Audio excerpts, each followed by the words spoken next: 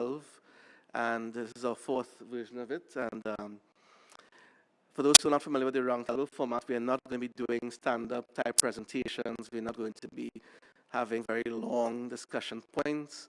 The idea is that I'll pose some questions in sort of a talk show type format, and I would invite people to respond, and I would invite the Roundtable to respond to those who have responded. So it's going to be a free-flowing discussion, and I'm hoping that everybody has a chance to speak, and please do. I'm hoping the discussion is very vibrant, and just setting the stage, we're discussing the free internet. We're not discussing specific issues that may come up on that. We're discussing the free internet. However, if you wish to raise other issues on that, feel free. So thank you very much. All right, so I did circulate some questions to our lead discussants. It's actually on the workshop description. So the first question would be really something, I'm not going to do introductions because I think the way to do this is perhaps when someone speaks, they can introduce themselves. We'll save some time that way. The first question is basically who pays for the internet, right? So I'm trying to understand, and I'm hoping that maybe someone can answer that. The internet is this thing we hear about, it's this, the cloud thing. There's internet infrastructure, there's internet architecture, there's technical stuff, there's all sorts of things. The question is who actually pays for this? And I'd like to invite our lead discussants to start. Perhaps I did want to ask Pepper, who was coming to the panel, but unfortunately he's fallen ill this morning, so he would not be able to make it, or he's going to try, but he's not able to make it to start with. Perhaps I could ask our co-inventor of the TCP/IP protocol to perhaps give us some thoughts on who actually pays for the internet. So the first observation I would make is that there are quite a few different business models that drive parts of the internet. Remember, internet is a network of networks, and so each of the operators of a network may have a very different business model. Some of them are not-for-profits, some of them are governments, some of them are government-funded, some of them are for-profit private sector entities, some are public companies. And it's not the case that everyone who gets access to the internet necessarily pays for it out of pocket. Some do. On the other hand, there are business models like the one at Google where there's an advertising component that picks up the cost of almost all the services that are offered. So I think it's very important not to get trapped into thinking that there's only one model for the way in which the costs are recovered. And I think that might be an important part of our discussion, to recognize the variations. In the small island environment, it becomes even more complicated because the island groups are dispersed, and in some cases there are many different islands that are part of a chain, and figuring out how to build infrastructure that will allow all the participants on the various islands to get access to the internet is a non-trivial question. How much local connectivity can be provided? Is there inter-island capability that's possible without necessarily the use of satellite? We had a good demonstration last night of the O3B satellite system, but it's not inexpensive. The ground station that was demonstrated is for shipboard use, which is really impressive when you consider that ships are not necessarily stable. So these are gyro-stabilized antennas that are tracking the satellites as they fly overhead. That ground station was delivering 400 megabits a second downstream and 100 megabits a second upstream. But the cost of the ground station pair of antennas is $250,000. I asked, what happens if you have a fixed installation? They said it's less expensive because you don't have all that gyro-stabilizing equipment, and the data rates get up to a gigabit per second. This is a spot beam-based system. So the reason I will go into all this detail is to say that there are a variety of choices that are available for linking places into the internet environment.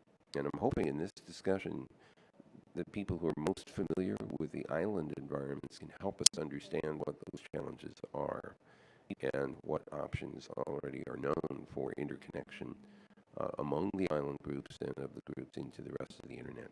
So let me stop there and invite further elucidation by the rest of the people on the roundtable. All right, thank you, Vince. And I see we have a colleague. Perhaps you just introduce yourself when you speak and give your name for the scribes. Bob Frankston, Online Forever. I would actually want to reframe the question. So in the United States, we have Route 1. And what is Route 1? Route 1 is just some signs tacked up. And these days, you don't even need the signs. You just use an app to create your own routes. So who pays for the route? And the answer is you don't pay for the route. What happens is people pay for the roads, and you make a route out of the roads. So, view the internet as a way we use the physical infrastructure. And the question is then, how do you pay for the common infrastructure you use? And we're in the transitional phase now, as we're with roads, a century ago, when businesses pay for toll roads, but nobody knew why you needed roads, and they were not for profit. And somehow we had a creaky intercity highway system. By the time we had the automobile, people understood the value, and there was a mesh, and people just paid for roads as common infrastructure. And the real terminal case for the islands is there an understanding of the value to the community as a whole for them to just pay for the infrastructure? But it's $250,000 for a base station, over 100,000 people, for example, is not that much. But the real question is, do you have an understanding of the value to the community as a whole, so you can pay for it together? Okay, some very interesting points. And then we want to take that up, as you call it, to Samuel. Carlton Samuels. I'm going to speak specifically about the challenges in island states and connectivity. We have two challenges. So let's talk about the one off island. Most of the off island connectivity is by submarine fiber systems. And in the Caribbean, we have a surfeit of fiber systems across the Caribbean. The problem is that the landing stations, they don't land very often in very many places. Jamaica is probably one of the better served one because we have about 5 fiber landing stations in country. And because of that, it has reduced the wholesale cost of bandwidth tremendously. So that's one. In the other Caribbean islands, that is not the case. It is still a challenge for off-island connectivity, and the price is correspondingly higher. Then there's internal systems. We're coming out of situations where it used to be mostly fiber, copper connectivity, multi-pair copper. And that is going out now when we're putting in fiber systems in country. There is still, though, it was mostly done by commercial providers. And of course, they go where they expect to retrieve the costs and make some money on it. So we have the divide, a real divide, because at the edges, in the small rural communities, there's no connectivity. If the connectivity is there, it's still old-time copper and very slow. So that's part of the problem we have in most of the island countries. There have been several initiatives to improve the infrastructure and connectivity in countries. The universal service funds have been part of it. They've been building networks and supporting the building of networks for universal service obligations. Part of the problem is that universal service obligation in most countries now evolve only to voice. And therefore, the broadband availability and the things that you need to do real important work with internet connectivity is still lacking. The policy framework needs to respond to that, and that is something that we can do. So I think also to connect the edges, those that are not connected now, we have to seriously think about community-type networks and how we get those involved in the mix of. But Vince is quite right there. We are actually trying to replicate a variety of ownership for the infrastructure that works so well in metropolitan countries. That's what we're trying to actually emulate in the island countries. We're not there yet. We're still a little ways away, but there's some some light in the channel. Thank you. So in the interest of keeping it tight, I see 3 people want to continue responding, and I saw Bob wants to respond afterwards. I don't know if Vint would like to have the road after that. So, right, so let's go with Niels. Introduce yourself. Hello, I'm Niels de Noever of Article 19. Very happy to be here. And we all know that there is a free internet, but there is a free internet as in freedom. And there is also an internet that's free as in free beer. But we also know that there is no such thing as a free lunch. And there is also not such a thing as a free beer in that sense. So that free internet, as in free beer, is a breach of net neutrality and non-discrimination, and doesn't allow for content agnosticism or the end-to-end principle as the inventors of the internet originally envisioned it. So it's actually a breach of the architectural principles with which we built the internet. So if we want to connect these small island states, we should not come with a half internet, because we wouldn't allow that with healthcare either, right? We would need the full internet, and of course we would need to think of models of doing that, but we do not need to necessarily copy the approaches that we have done in other parts of the world. We need custom-made solutions, and we can innovate, because innovation happens at the edges. So why don't we look deeper into things like opening the spectrum for making less mile connections and being able to work on that, which would also allow for a more decentralized network, and bring it from node to node, and then really bring that experience from the islands back to the rest of the world, because I really think that the next jump can be made there. Thank you, Niels. And Ria? Well, good morning. Ria Yauching, Covella Foundation. One of the history of the internet in Caribbean, or broadband in Caribbean, when it comes to infrastructure, is actually a fairly short one, and a good story, because it is an extremely fiber-rich area now, one of the highest in the most dense in the world, actually. That's actually on the backs of commercial enterprises, consolidation of commercial enterprises, making a commercial decision to invest in Caribbean network connectivity with an expectation of return. And therefore, to Carlton's point, the number of landings and landing sites and so on is actually on the basis of where the market is.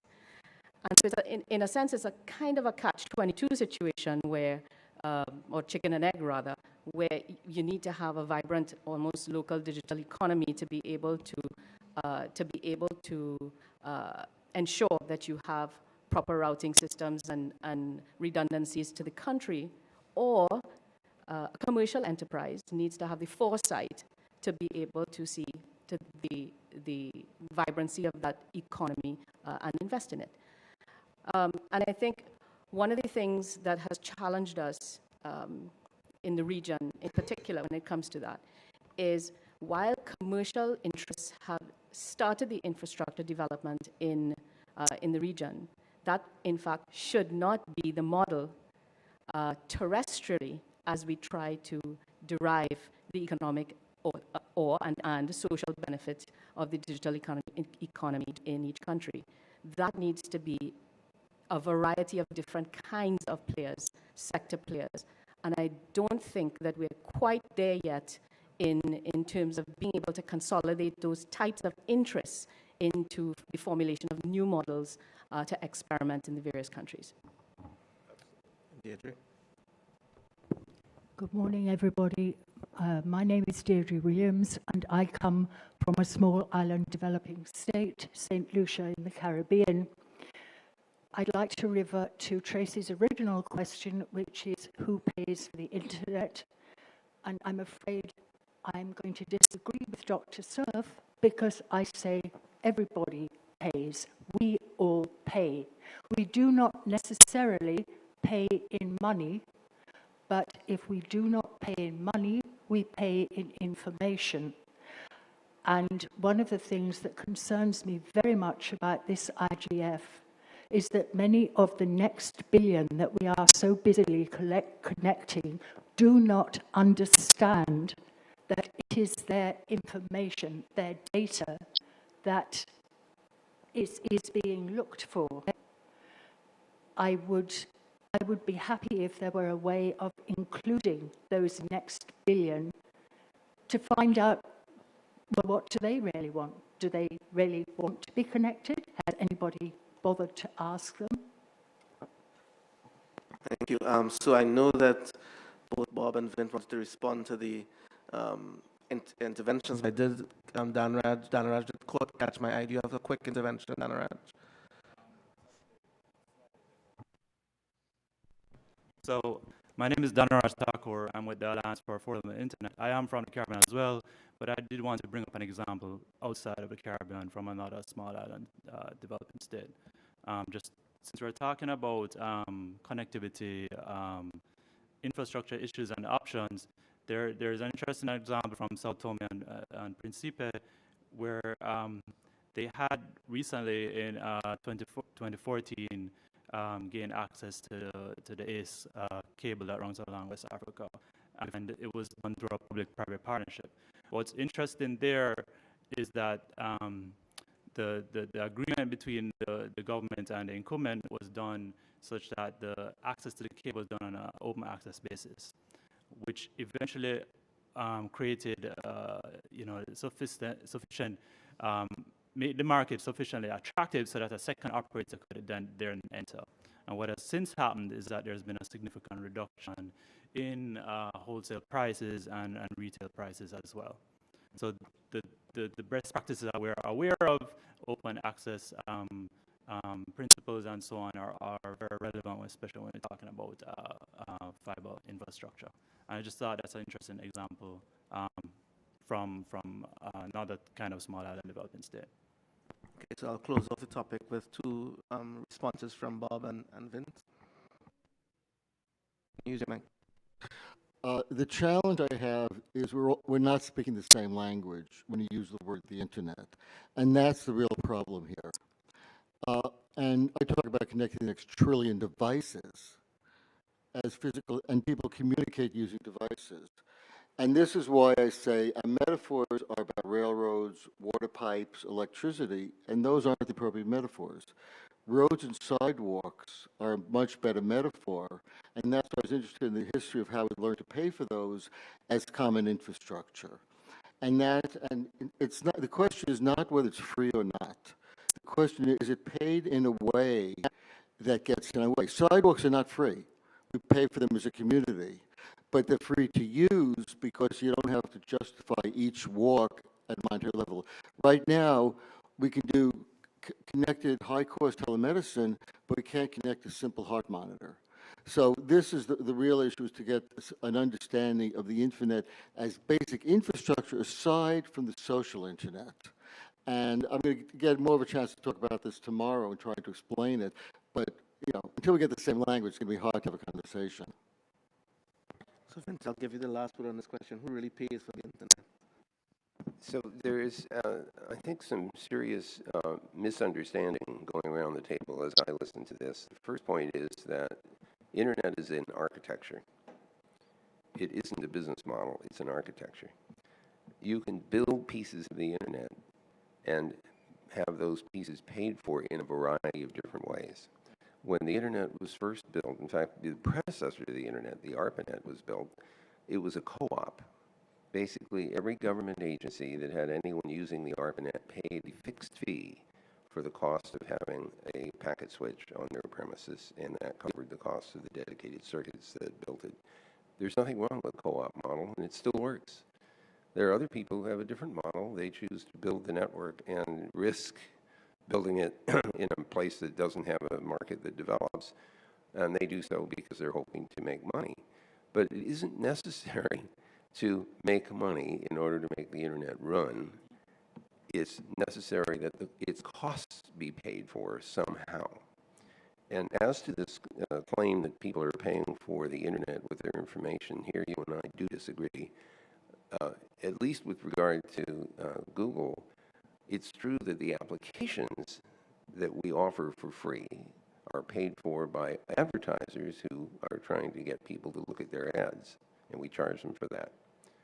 But the other infrastructure that we build, called dual fiber, is in fact a product, and people pay for access through that infrastructure. That's a simple, straightforward business model. But what I like to emphasize more than anything is that you do not need to have all parts of the internet paid for the same way. Thank you very much. And I'm not certain if, as Dr. Sir said, if the issue is understood by everybody exactly which parts of the internet are being paid for, which parts do we pay for, and perhaps that's something that we need to put on the table for further assessment and exploration, because that, as he indicated, there appears to be some level of disagreement perhaps, or lack of consensus as to that issue.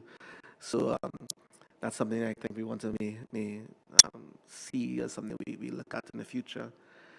I'm going to take off from that question now and ask something a little more perhaps provocative.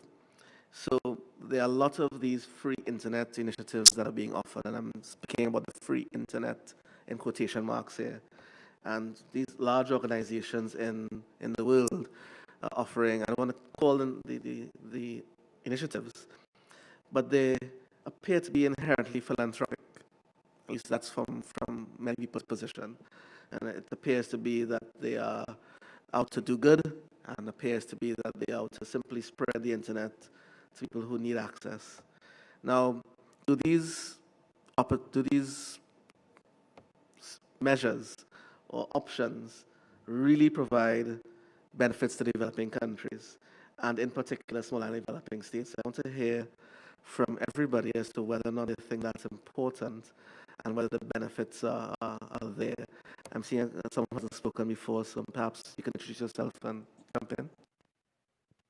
Hello, my name is Sharda. I'm a student, public policy student from Bangalore. I just wanted to clarify that there are different forms of these offerings, and not all of them are philanthropic, in that there are some business models of the so-called zero-rated platforms that are initiated by telecom service providers. This was the case in the country that I come from in India, which a major service provider named Airtel had an offering called Airtel Zero, wherein they signed exclusionary deals with content providers to provide access to consumers for free, but it was still paid for by content providers.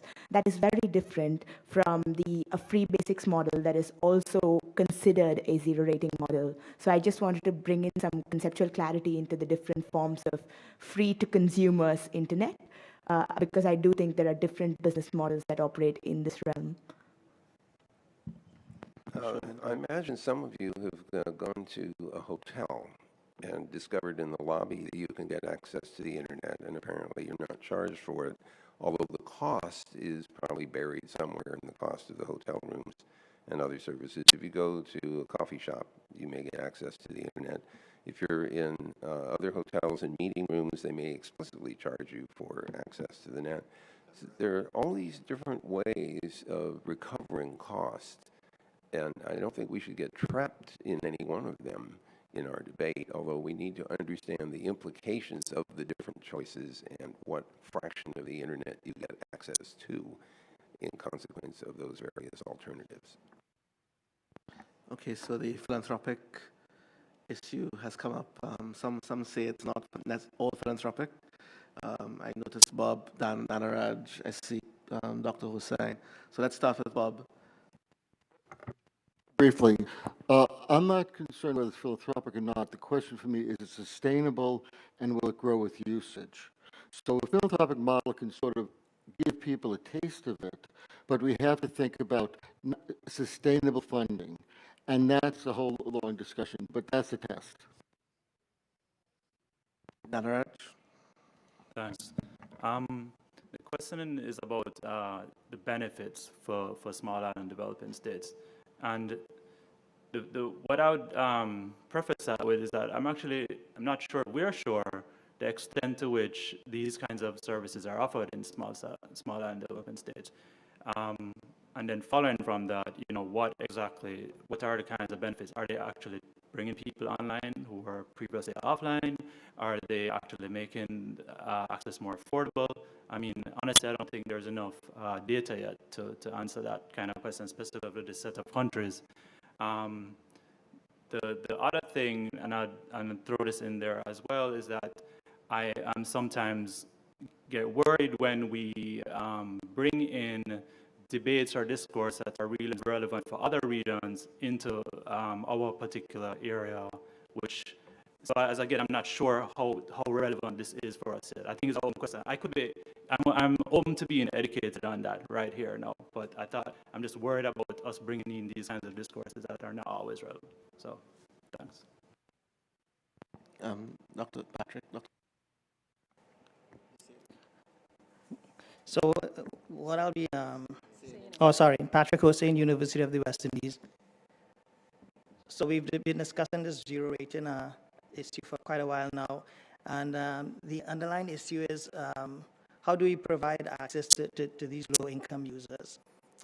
One way is to have the operators provide some bandwidth for them, sufficiently low so it does not affect their paid customers.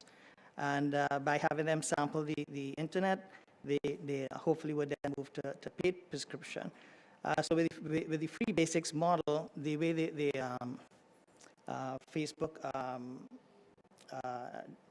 does that is by restricting the applications themselves so that the throughput necessary for the applications is sufficiently small so that the users of this free basic service will not load the network significantly. So that is one approach, but basically that approach is basically limiting user throughput indirectly by limiting the applications, right? So Facebook basically says that the applications that are provided within free basics must conform to certain technical requirements, and no video and small images, etc. And the whole intent is to reduce the overall throughput of these users. So one other approach, I mean that's one approach, but why not just do it directly? Why not just directly limit the throughput of these users and have them access the entire internet? So now in this way, they will not. They will still be able to access the free basics versions of the apps because they were designed for low throughput. But it also allows anybody to redesign or provide a low throughput version of their site or application so that any of these low throughput users, let me just coin it to LTP users, would be able to access it as well. So in this way, you allow users the open access. The operator uses a small portion of their bandwidth for these free users. And users, in fact, would, they could, if they want to, access more throughput-intensive applications like video, but of course, it will take forever for them to download it. One side effect of this, of course, would be the activity factor of these users would be, sufficiently high to cause an increase in the average usage of these users. But there are ways to provide caps, etc., to reduce this. The point is that you place the limitations on the users as opposed to limitations on the content. All right? And all this is technically feasible. LT provides the infrastructure to provide QoS. So it also allows you to have limits on throughput through this QoS class identifier, etc. So in conclusion, what I'm trying to say is that the Facebook approach has the goal is admirable, but the approach itself is flawed. And I think we can come up with other approaches that are both network neutral and provides the same goal. Thank you. Thank you. I just wanted to say, I know that we have somehow drifted into the zero rating. Just to deal with the issue that Dhanaraj raised, there is zero rating happening in the Caribbean right now as we speak. So that's something that we can put aside. But there are other free internet initiatives. There's TV white spaces. I want to make sure we don't miss the broader topic of the free internet. So there are other options that are coming and have already arrived in our parts, small and developing states, to deal with offering free internet access. I believe the Philippines has also experienced, or will be experiencing Project Loon or something of that nature in some time in the future. So there are things that will offer free internet as a broad topic, as well as the issues that others are raising as a zero rating. So let's not lose sight of both sides of the coin there. I just want to make sure we're okay. So I'm seeing Ginger and I'm seeing Deirdre. So Ginger? Thanks to everyone. I'm here as an outsider. Ginger, just introduce yourself. I'm sorry, Ginger Pak from Diplo Foundation. I'm kind of a cross between Latin America, the Caribbean, and North America. But I am not an islander. I kind of wish I was. So my approach, I'm asking my questions from the outside as not an islander and not an expert on free internet. So my questions may seem naive, but they would help me. One, what's specifically different about free internet with the small island development states? Why is it specifically important to you and all of us then as internet users? And second, I'm outside if I know there are very, very many different things that are called zero rating and different things that are called free internet. What my question might be to Patrick or to the rest of you is, it seems to me that zero rating is one concept that has different models. Free internet is something very different, which to mind immediately springs to mind municipal Wi-Fi. It just seems to be free internet to me, whereas another model is free Facebook, free, I don't know, somebody else. That's not free internet, that's free Facebook. I may be mistaken, that's how my mind is categorizing it right now, so I'd appreciate some help, thank you. Okay, so Carlton wants to respond to you, but Deirdre wanted to have some input, so Deirdre. Mine is very quick. Several speakers earlier have said that we are not understanding each other. We need to say what we mean when we say free. Are we talking about money or are we talking about openness? That's a good point, Deirdre. Carlton, can you assist? Good point, Deirdre. You've heard that we've had models that we understand that there are several zero-rated models. Some of them are intended for applications, like the Facebook model. There are others that are intended, as Patrick said, to have wider access to the whole internet, but on a light basis. That is to say, the user experience is not the same as if you were paying a full-fledged fee to access. Our problem in the Caribbean is about two things: connectivity and access. Those two are driven by cost. And whatever we can do to reduce the cost of access or reduce the cost to connect, in my opinion, is good for all of us. First, access. The recognition that cost to access is exorbitant have resulted in several strategies to enable access. From the public side, they have provided what are called public access points, community access points, CAPs. And the CAPs are where we put in infrastructure paid for somebody else, usually in our jurisdiction by the Universal Access Fund. And people, citizens, go there and they don't pay to access the internet. It is a service that is provided by public funds. Here again, somebody has to pay because the infrastructure accepts a cost. So that's one. There are connectivity issues, and those at the edge, those that are outside of our towns and our main points, they are challenged to connect to the internet because of lack of infrastructure to connect. And that is when we have responses like in one area, building community networks. Community networks that are simple localized connections using Wi-Fi technologies with interconnection rights to the backbone. That happens. Here again, there is a cost to provision the network. And those costs are sometimes commoditized. That is to say, somebody provides the cost to build the network. It could be government, it could be civil organizations, people, philanthropic pursuits, and we build that. And sometimes there is then, to the citizen, there's a way to say you can access certain things for free, other things you might have to pay a small fee for. That happens too. Now, if you look at those models, there is a gulf of possibilities about how you fund all of those.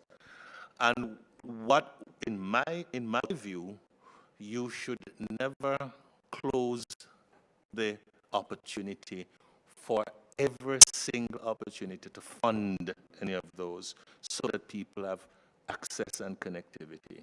You should never turn them away without looking at them. That's my position on that.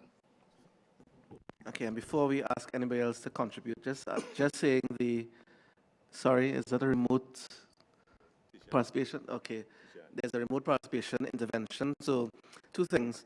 People who are in the audience, this is a roundtable, so feel free to contribute actively as well. Don't just be an audience. You can join in.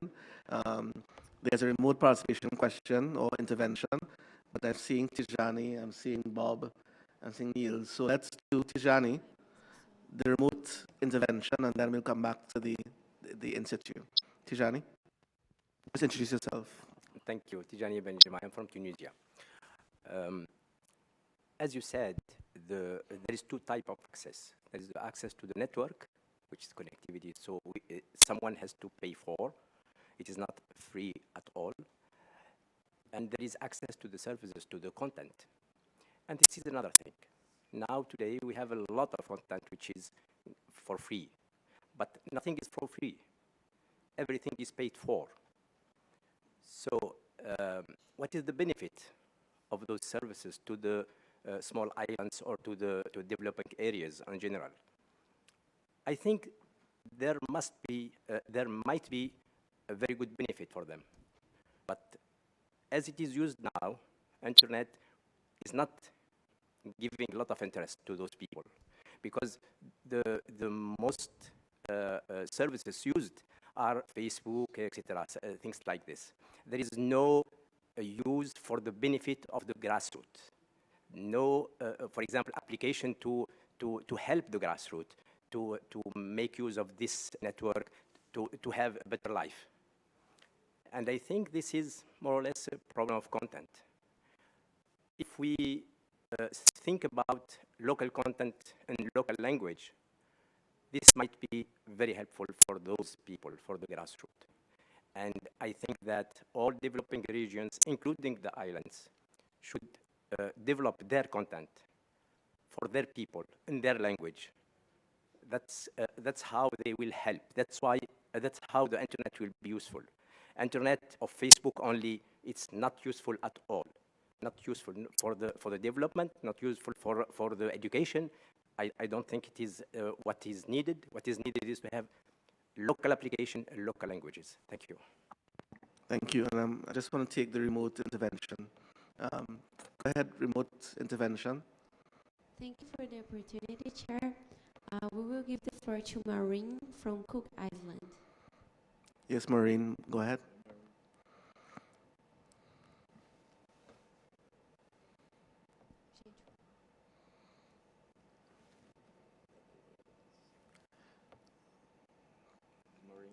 Maureen? I'm trying to make it. Yes, Maureen, we can hear you. Go ahead. Okay, sorry. Yeah, well, first of all, very early morning, good morning to you. I like to say that in the Pacific, related to this particular question, in the Pacific, accessibility and connectivity are very important, but there is a major affordability issue for many of our users. So when a free deal is offered, many would be absolutely unaware of any attached strings, so that there's a real need for education and awareness raising to ensure that users get the access that they need to the internet, but they're also aware of the costs to them as a user, whatever these costs may be, and they have been raised by people like Deirdre, and you know, I guess that I can see Vince's point where he's coming from, but in the Cook Islands, for example, there is you know, a real affordability issue, and you know, I think that people are actually not accessing the internet as much as they could to actually add value to their lives. I'll stop there. Thanks, Maureen. Okay, so let's do, Vince wants to respond. Let's do then Ria, Bob, and Niels. Good, so that's, and then we'll move on to the other subject thereafter. And we have a colleague coming in from the audience. Okay, go ahead. So I'd like to suggest that we get off of this Facebook stuff for a moment. I think our objective ought to be getting people online to get access to all of the internet's contents, to get local content in local languages and so on. But what I would like to emphasize is that not every group will necessarily look attractive as a business proposition for a commercial carrier to move in and provide facilities and services. And that does not mean, therefore, that those people can't get on the net or can't afford to get on the net. What we do have to figure out what the costs are for connectivity to the rest of the internet and for access to that connectivity. But there are a variety of ways in which that can be subsidized. So in the U.S., there is an E-rate, electronic rate subsidy for schools and for libraries, for example. It's possible that the government or the citizens could decide we tax ourselves at a rate which is associated with our income, for example, but that the state chooses to use some of those tax revenues to provide common access to a facility, the internet in this case. So I think we should be very open to a variety of different ways in which the costs of access can be covered. And they don't necessarily require people to pay specifically for their usage. And certainly in a co-op model, it tends to be more like everybody pays for the cost and then we use the resulting facility. The USF notion has elements of that. Thank you. So Ria wanted to intervene. Thanks. Ria Yauching again. The track record of free connectivity in the region has been, in my view, very much a failure in terms of physical broadband access that's made available for free and free to use. Only from my own examples of providing free access to schools, community centers, post offices, police stations, and you name it. Because, again, that is just part of the equation.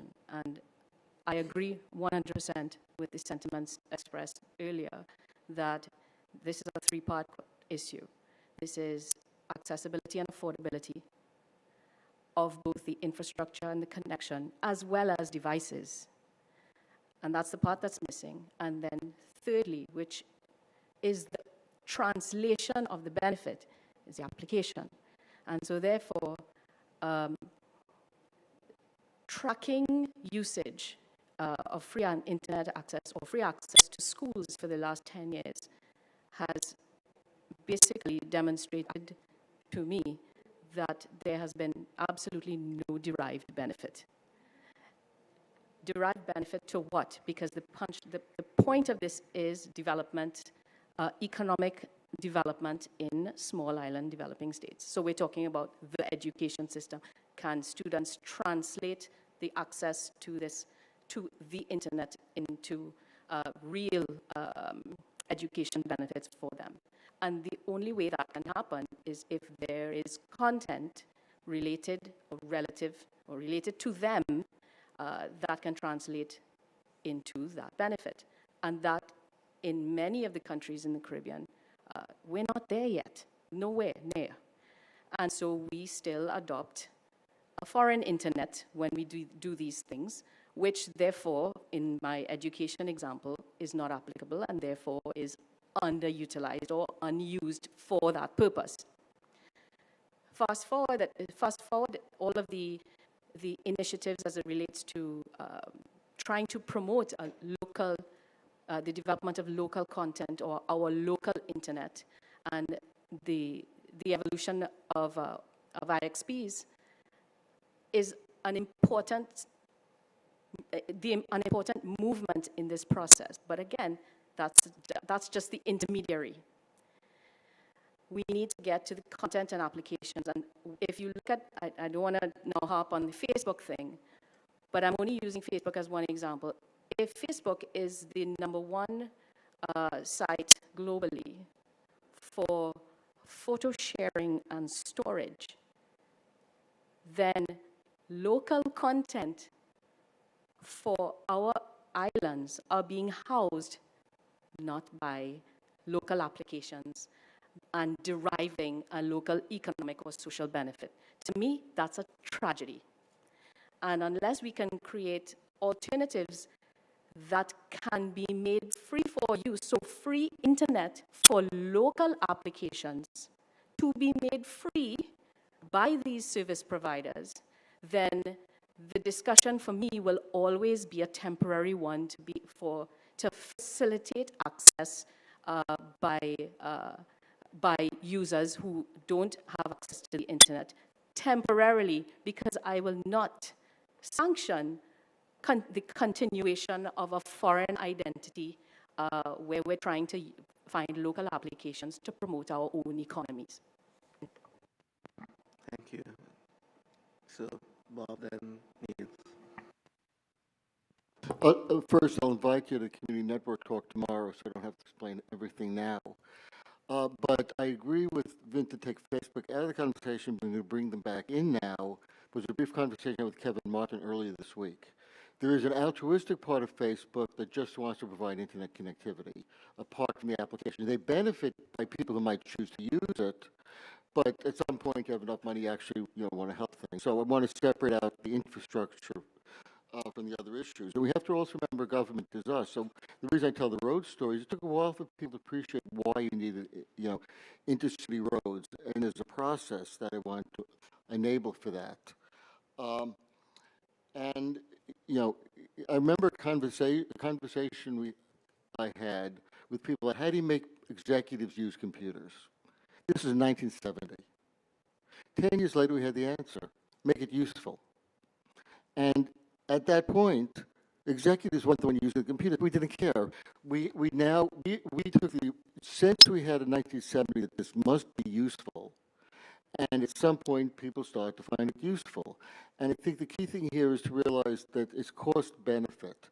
The cost of the internet now is an infinite number of times higher than it would be if we just had access. In other words, the fact that phone companies rent signal, this is a bad model. So I think a lot of the costs we see, once you amortize over a community, become lower.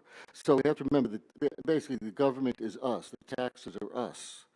And it's really a matter of starting a process. And the reason I want to invite you to community networks tomorrow is to start a process. We're going to use an example tomorrow of tracking cattle as a use. That we're so look at the social uses, we forget the infrastructure uses. And it takes a while for that to be obvious. So I think whatever means we have to, in other words, instead of struggling so hard, we want to make the simple things useful. And this is why I really appreciate the low bandwidth point. Remember, the web started with dial-up. All this video is new. There's still a lot of value to be had with simple low-cost connectivity, but it's a process. Thank you. Niels, you had an intervention. Thank you very much.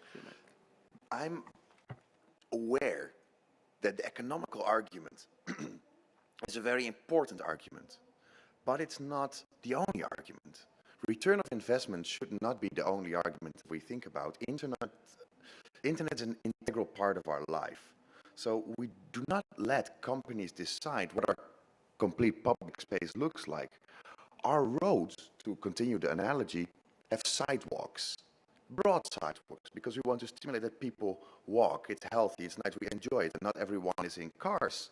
And there's a value statement in that, how we design our public space. And internet feels like a public space, but I'm also very aware that it's built on private infrastructure. So we need to marry the two somehow.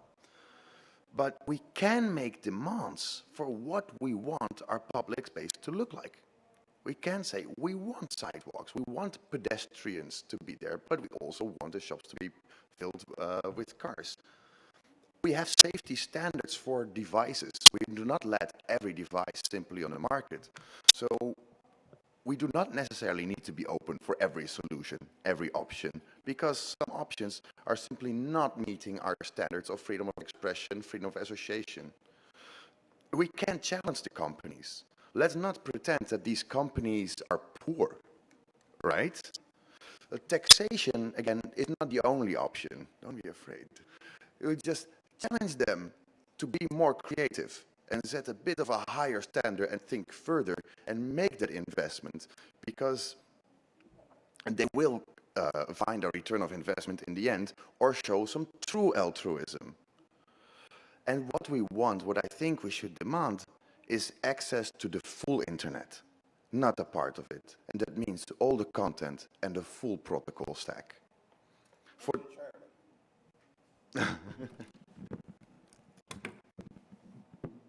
Look, the internet is not Facebook, it is not Google. The internet is an infrastructure.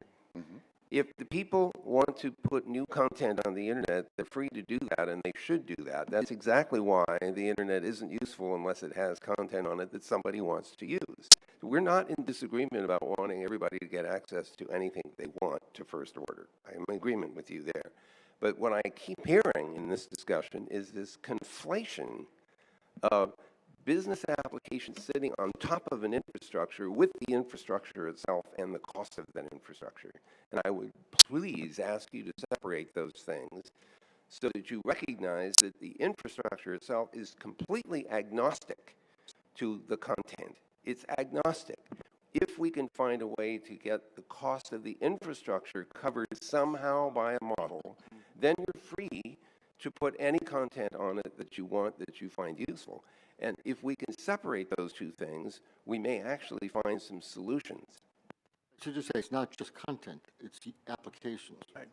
So in the interest of cooling this down slightly, I see we have a colleague coming in from the audience. Can you help us? Well, I don't know if I can help. I can raise a few issues. My name is Rajan Matthews, and I represent COAI, which is the Mobile Operators of India. You might ask, where do we have islands? The Andaman and Nicobar Islands are some of the largest aggregation of islands affiliated with India, and we have tremendous issues there. I just want to highlight a few issues and ask perhaps for some deliberation on this. For one thing is that I'm very glad that we've rediscovered the principle that there's no free lunch. So I think the first point that needs to be articulated is a realistic understanding of the cost. And I think that is something, because governments always, when they're involved, as in most of these instances where there's a subsidy involved, right, constantly underestimate the cost of projects. And as a result, they end up in trouble. They end up not being fulfilled.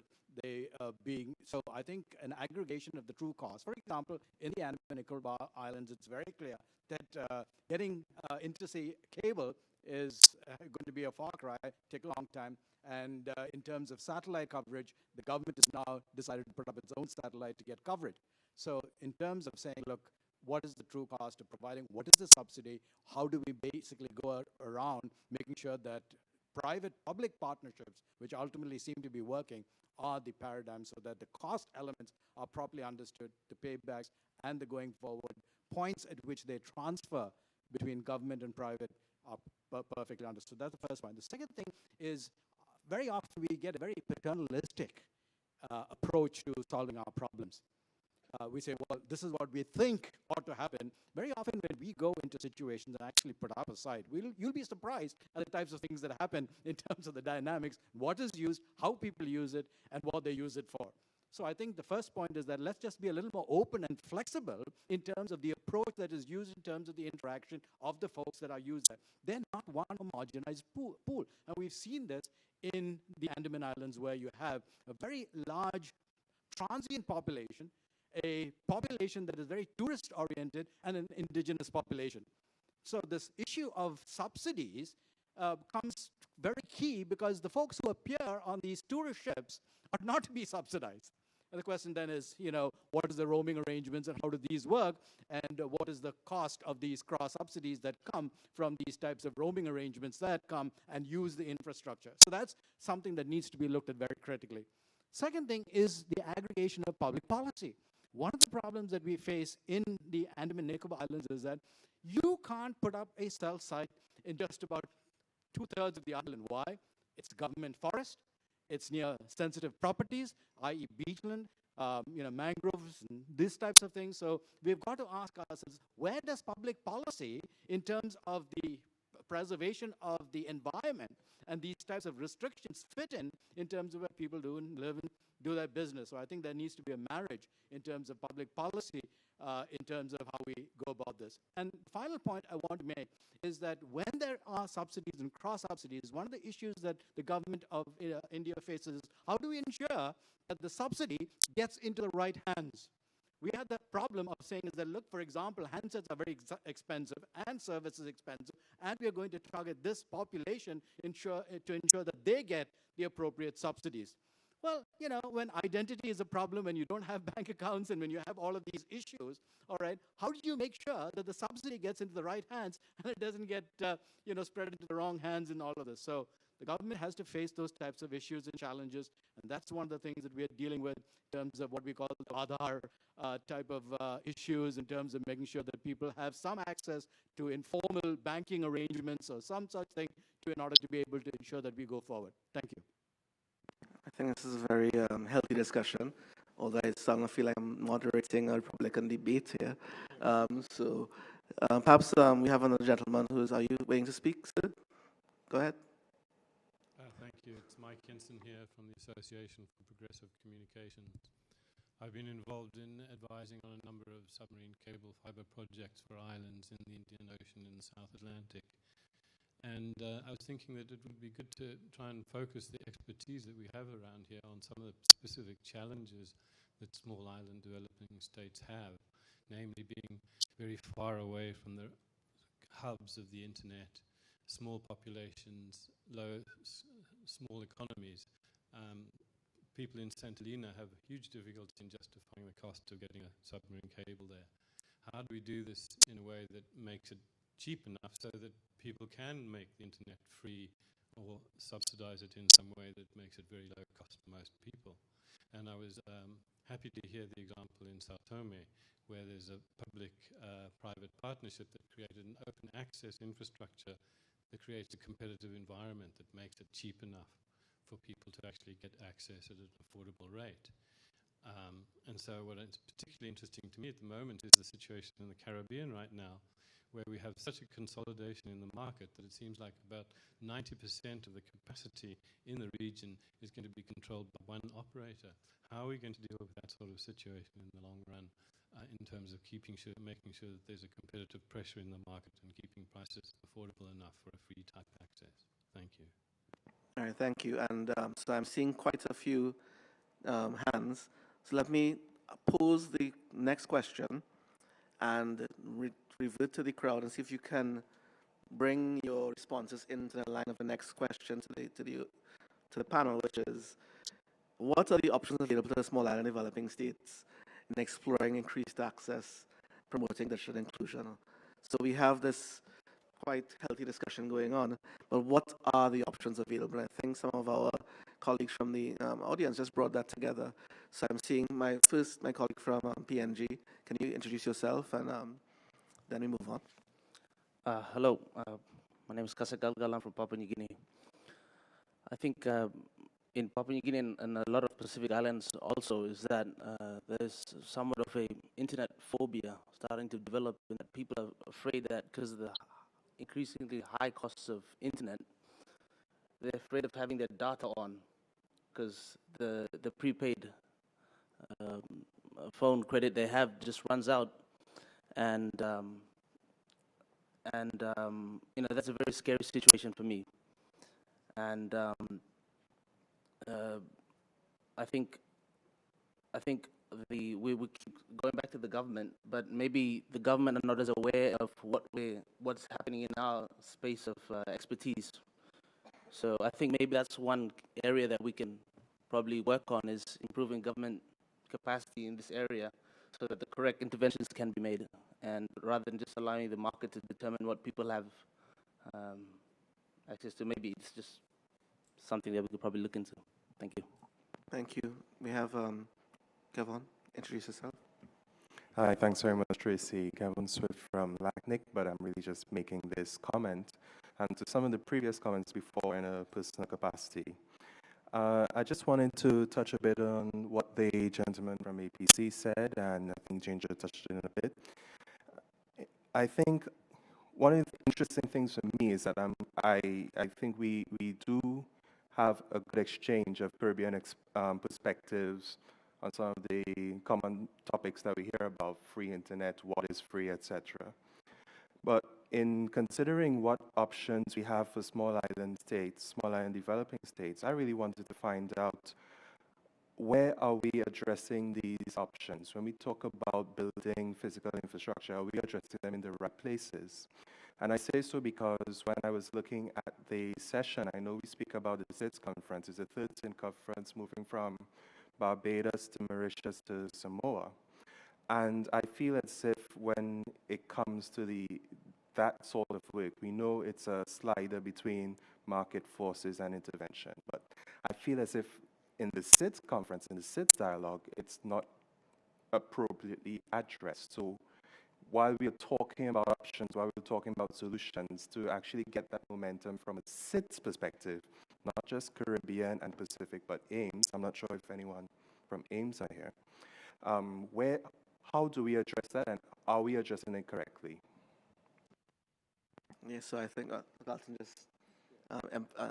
just before Bevel, so actually I'm going to turn to Bevel to address one of these issues. Deirdre, you had an intervention, and just to address Kevin's point, yes, I think we do have a challenge with that. And in the SIDS conference, the ICT component is extremely limited.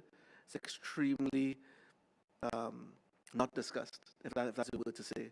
And we do need to find a way to bring that dialogue into that area where we can all discuss amongst ourselves, so that the government and the civil society in our islands can have this discussion amongst ourselves and kind of push it forward. Deirdre Williams from St. Lucia again. There is something that would help us very much. As well as being here, I'm a housewife, and if I have to buy things for the house, I need to look at the price because I don't have endless money. Now, a business is a business with an ethic, and the business's ethic is tied to its profit, its bottom line. And that's perfectly all right. That's the way those things run. What I am having difficulty with is that the business seems to want to present itself as an altruistic organization, which it isn't. I'm sorry, it isn't. I don't mind you wanting to make a profit, but what I would like in this new atmosphere of transparency is for you to tell me how much it costs. We have been told over and over again that IXPs are a very good idea because they save so much in the cost of international transmission of data. I've asked how much this costs. You know, I'd like to know, and then I would know how much I, at the bottom of the stack, can afford to pay. And nobody will tell me. Wow, okay, so on Roundtable's fun. So Bevel one had an intervention. I think there are two responses to the IXP issue, apparently. But Bevel, can you intervene and perhaps we can move to gentleman on my left and then back to Bob. Okay, Bevel Wooding of Packet Clearinghouse. I wanted to actually, I can link it to Deidre's question as well. I wanted to talk a bit more about this issue of how does this infrastructure tie into the affordability, tie into the development of more local content, because I think the connection is important. We've had some interesting debate over the separation between infrastructure and the applications that run on top of that infrastructure, and I think that distinction is important. But that distinction also points to a synchronization that has to take place if you want to achieve, let's call it, the optimal growth of the internet in any jurisdiction, whether large or small. So if we look at, let me paraphrase something that Carlton said earlier. He said, whatever can be done to reduce the cost of access and to improve the robustness of infrastructure will be beneficial to internet growth. So what you get into then are an understanding of some levers. Reducing the cost of access is one lever. Improving the robustness of the internet is another. Stimulating local content development is another.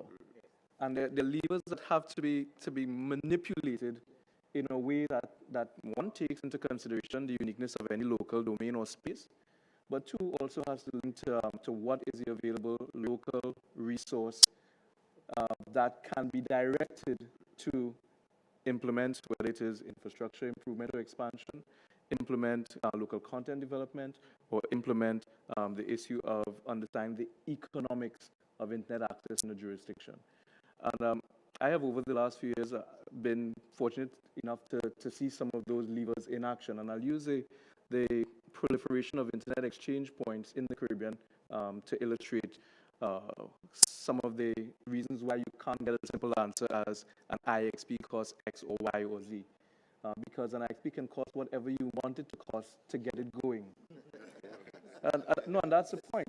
These are often touted as critical or foundation internet infrastructure. Critical internet infrastructure is a term many people use to describe the role of exchange points. They are supposed to accelerate local content production and reduce costs and improve bandwidth access. But from the global examples of exchange points, you will see that not all jurisdictions where they're implemented have all of those benefits working in the same way to the same extent. And I think that's a good indicator of some of the complexity that is involved in building out what some people call the domestic internet economy, which plugs into the global internet economy. And for small island developing states, a lot of the challenges are actually no different from rural districts in developed states, in larger economies, and so on. These are the same issues. And while there are some unique challenges, distance in the Pacific Islands, for example, or in the case of the Caribbean, the existence of a super dominant wholesale internet provider, the fundamental issue of manipulating these levers becomes a priority if we have to look at how do you get to lower cost access or improve infrastructure. So I want to give an example of what is taking place now in the Caribbean to kind of just round off my contribution. The Organization of Eastern Caribbean States, this is a 9-member treaty-based organization, is currently looking at a way to deliver what they have defined as public good internet services by implementing their own fiber subsea connectivity ring. And that technical feasibility for that is being done. And I was making the point in one of the lead-up discussions to that process that the announcement would be sufficient to reduce the cost of wholesale internet access in the Caribbean. Just the announcement that a group of national governments exploring the possibility of putting in place their own internet infrastructure at the subsea level would trigger a reassessment or reevaluation of the economics of the commercial internet service provider in that jurisdiction. And so, again, the levers, access, infrastructure, content, all have to be manipulated in sync if you want to get optimal internet benefit. Thank you, Bevel. Good morning. My name is Mike. I'm from Google. I've worked a lot with our teams that build Google's network and infrastructure, especially in Africa. So I don't get into trouble with Vint. I'm only going to talk about the infrastructure, not the business model. and especially about one of the key levers that Neville mentioned, which is reducing the costs of access. And I think a lot of the discussions I've been hearing this morning, if we can get to a situation of abundance of internet capacity and bandwidth, then we don't need to talk about scarcity. We don't need to try and deal with some of these problems of partial internet access offerings and so on. And my thought would be, I think, especially for some of these small states, small island developing states, if you could be open to innovative ideas and approaches as to ways to tackle this problem, I think it would really help move innovation forward. Just to give a couple of examples, things that we're working on at Google, things like using TV white spaces for transmission of data, so that you don't necessarily have to have licensed spectrum as long as you're not interfering with the licensed operators. Or Project Loon. So last week, I think we announced a partnership with the telecoms operators in Indonesia to help expand coverage across Indonesia, which is 17,000 islands, I think. Incredibly hard to provide mobile phone coverage across those countries. And Loon could be an innovative and way of bringing the cost of internet access in Indonesia down. So just to summarize, I'd just say innovation, it can come from any direction.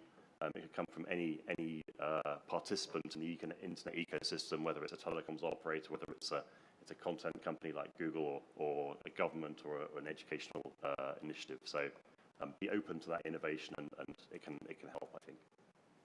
Thank you. So can I turn to Bob, then Vint, then Carlton, to assess or to provide the options that small and developing states can take forward in terms of getting more affordable internet access? Bob? Okay, my comfort zone is a deep technical discussion about how this works, but that's too much for here. What I do want to emphasize is much of what I hear, terms like internet access, providers, and all these, are the 19th century telecom vocabulary. And that in telecommunication companies historically created value inside the network. They could preserve the call and everything, and that was the business model, very much like a railroad. The internet, that value is created outside the network. So it becomes, technology is enabling a very different economic model. And one of the most useful classes I took was accounting. So you asked about the cost of an ISP. You know, you can't answer that because the cost of anything depends on your accounting model. And with this, for example, competing broadband doesn't make sense because it's all one internet.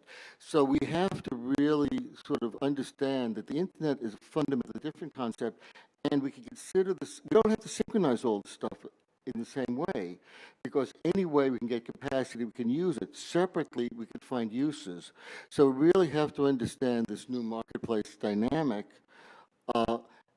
that's enabled by what we did basically with best effort packets. That was the real insight of the internet, was a switch from the network providing reliability to taking all that outside the network and accepting that constraint. I think that would be the hardest part. Thank you. Vint can comment. Can I toss to Vint to give some thoughts as to what he thinks perhaps are some options that these small island states can have to keep more full access? Well, first thing I would observe is that the idea that the islands got together and cooperated is wonderful. I mean, I have hoped that we would see this kind of collaborative choice, whether it's building fiber together or doing bulk buy of satellite capacity or something else to essentially take advantage of their ability to leverage demand. So that's one point which I'm really glad to hear about. The second point is that once the infrastructure is in place, it's arguable that it's only useful if the applications and content are of interest to the people that infrastructure is trying to serve. The people who build the physical infrastructure are often not the people who produce the content and generate applications, and that's actually a good thing. It's not that they can't do that. In fact, in many cases they do, and I would say Google is an example of that. We're fairly vertical when it comes to applications and infrastructure. But the good part is that you don't have to be a vertical structure in order to provide these things. Anyone, in a sense, should be free to supply content and applications. That's what's made the internet and its architecture so powerful, is that it's open to anyone offering these various kinds of applications. So the solution for the islands, though, boils down to what the two friends here on either side have been saying, which is that getting local access is one set of problems, and it can be done in a variety of different ways at varying costs and at varying parties who pay.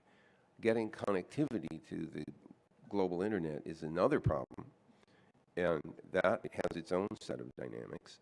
We're hearing various and sundry ways to achieve that. But we should be careful not to lump all these problems together into one thing. They can be disarticulated, and the solutions can be found for each of them, sometimes with very different business models, or if not business, I don't want to overemphasize business, cost models and cost recovery models can vary for the different parts. So here are some of the things that we are doing in the Caribbean. Access and connectivity at that layer. The idea is that we have to change, and it converges, policy converges there. So we have universal service obligations, and one of the things that we've been pushing governments to do is to change universal service obligations from small bore voice to broadband. And when that happens, you will begin to see the commercial providers now having to look to different strategies to build out infrastructure in support of their service obligations for which they're licensed. We see examples of this in the Bahamas. For example, the Bahamas, television signals a universal service obligation.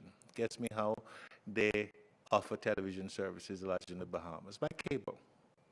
So they're having cable systems that are building out, and you have wired broadband, and that's happening. We are looking to the public-private partnerships to build out the networks, and that happening in a variety of ways. We have the white spaces. There's a new interest in using TV white spaces and what is accrued from the digital dividend, switch over from analog to digital broadcasting to make some of that available. We're running a pilot in Jamaica right now on TV white spaces to see how that can be used, and it's specifically to be used for broadband wireless internet access. But some things have to converge around there. We have to change the spectrum management frameworks. And we are promoting realignment of the spectrums. We are promoting realignment of the spectrum so that we can have access to alternate delivery platforms, high altitude platforms for delivery. You've heard of one, Project Loon, and one type. There are others that are out there. And the idea is that if you can use platforms to have more Wi-Fi access, then the coverage increases and the accessibility increases, and it's a low cost to provision that infrastructure. Bevel has been very reticent to talk about some of the work he's doing because you have to drive demand, and so content is important. And he's been doing a lot of work in helping to build the infrastructure to create content, to make local content available. He's been training content providers, to aggregate content. He's been providing developers to develop mobile app development. He's been doing a lot of work in that. We've been working with the libraries to develop union catalogs. There's a lot of local content that can be promoted if we can find it. And one of the things that union catalogs do is that it allows you to access, to find content to put together. Deirdre is here. Deirdre, in her other life, is a librarian. She knows about this very well. So these are things that we're doing right now. The challenge that we have, as Bevel tells you, is that you have to use different pieces of the puzzle to move it along.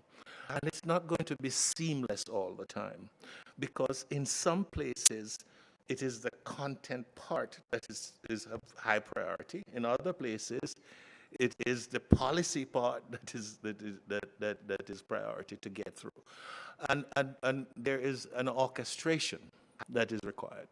And this is where all of us come into play now, because the knowledge that is required to make all of these things work is diffused, and it's not all concentrated in one place. And that is where the collaboration is very important.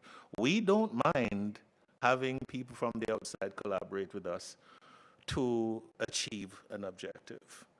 And it is important for you to understand that in the Caribbean, the market stratification that is happening in the Caribbean right now is a cause for concern for lots of us who think it's important to improve access, to improve connectivity. And some of these things that we're talking about is some of the ways that we can push back on that possibility. So things are happening. What we would wish to tell you is that you have to find your place to participate, find your place to collaborate, and we could get some things done. Thank you. So we have 5 minutes left, and I'm seeing quite a number of fingers going up. Dr. Hussain wanted to say something. I'm just going to let you know that Rhea is going to do the final statement, so please allow her some time to do that by last minute. So please keep your interventions now very brief. Thank you. Just a short comment to add to what Carlton was saying. One area I'm interested in for our island is Qualcomm and others are developing a version of LTE for unlicensed spectrum. And in some countries, they actually use it to offload traffic from the cellular network, etc. And I think that would be something useful in our environment. My name is Michael Ugia. I'm an Internet Society ambassador. I've never lived on an island. I'm not from an island state, but this is more of a comment for the session as a whole. Something that I think, one point I'd like to emphasize that hasn't been stressed enough is the critical role of civil society, especially in capacity building, monitoring regulation. Regulation as well definitely is a space that is inherently connected to accessibility, proliferation, and cost. And civil society, I think, has a very important role to play to hold both governments and private companies accountable for how their services and expansion impacts island citizens for either positively or negatively. Thank you. And Bevel, you had an intervention. And I can link it to the comment. I was going to just emphasize this issue of collaboration. Vin said earlier that there were different parts, and each part was essentially distinct. I made the point earlier about synchronization. There is a way toward that synchronization. Most of the actors, whether in infrastructure space, in the local content space, or in the policy space, don't really see or speak to each other in the same way, using the same language. And a huge part of moving this along in sync has to do with these kinds of conversations that give opportunity for a common understanding of what we are trying to build when we say internet economy or when we say we want internet access and those kinds of things. I want to give one quick example of a digitization project that Antigua and Barbuda is considering as an example of how something that would have been too small to be considered viable in one country can actually solve the needs of several. Digitization of content is, of course, a prerequisite for getting content online. There's a lot of government content and a lot of national content that remains in analog formats. So when we say we need more local content, they're building websites and doing videos and those wonderful things, but then there is this issue of taking archives and making them available on the internet. And right now, that the Ontario government is actually considering setting up a system in place that not only includes the equipment and infrastructure, but training that can then cause them to serve as a hub for digitization exercises in the Caribbean. Those kinds of collaborative efforts are a big part of this synchronization that we speak of. That ties into the work that is going on with the Internet Exchange Point, that is tying to the conversation with the service providers around how do we refashion the Universal Service Fund to support what kind of new initiatives. And because those conversations are taking place at the same time, you have some momentum being moved towards something that can actually make a difference. Thank you. Yes, I saw Danar's hand go up. So Danar, can you keep it very brief? And then Ria.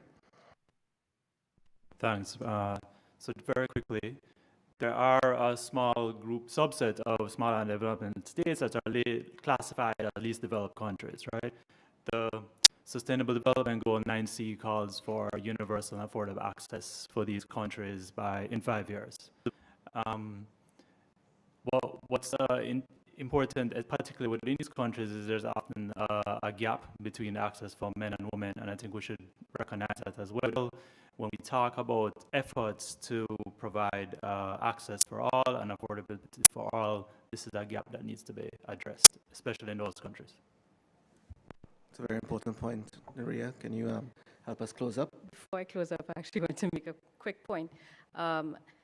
The last segment or group that I think that's not reflected in being able to extract the best value out of the end point of the internet for small island developing states is actually the inclusion of other regulatory environments that make those applications and content seamless to, again, promote the economic activity we need.